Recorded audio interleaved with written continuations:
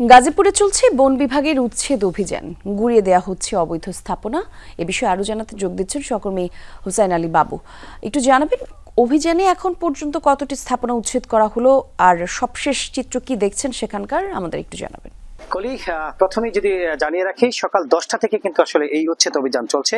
এই উচ্ছেদ অভিযানে এখনো পর্যন্ত প্রায় 70টি ঘর কিন্তু আসলে গুড়িয়ে দেওয়া হয়েছে। এর মধ্যে আমরা যতটুকু তথ্য জেনেছি, এই গাজীপুর সদর উপজেলার যে নয়াপাড়া এলাকায়, সেই নয়াপাড়া এলাকায় প্রায় 288টি ঘর কিন্তু আসলে গুড়িয়ে দেওয়া হবে। এখানে প্রায় 8 একরের উপরে জায়গা কিন্তু আসলে দখল করে এই যে বসত ভিটা, যেসব বসত বাড়ি তৈরি করেছেন।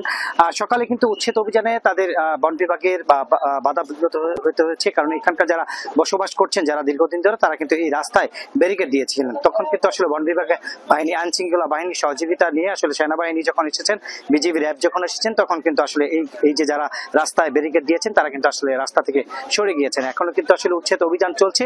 আমি এখানকার যে বন বিভাগে যারা রয়েছেন তাদের সাথে কথা বলেছি, তারা যেটা জানিয়েছেন যে আসলে এই 288টা ঘর যতক্ষণ পর্যন্ত উচ্ছেদ না হবে, ততক্ষণ পর্যন্ত আসলে তারা এই উচ্ছেদ অভিযান চালিয়ে যাবে।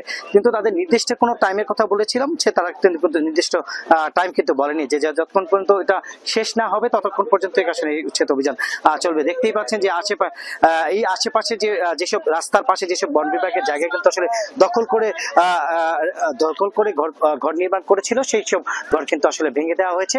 সেক্ষেত্রে কিন্তু সেনাবাহিনী, বিজিবি, র্যাব কিন্তু তাদের পাশে রয়েছে। কোনো উচ্ছৃঙ্খলতা যাতে না করে, কোনো উৎসুক জনতা যাতে কোনো ধরনের বিশৃঙ্খলা সৃষ্টি করে, সে কিন্তু পর্যাপ্ত পরিমাণ আইন শৃঙ্খলা বাহিনী কিন্তু এখানে রয়েছে। ধন্যবাদ আপনাকে বাবু।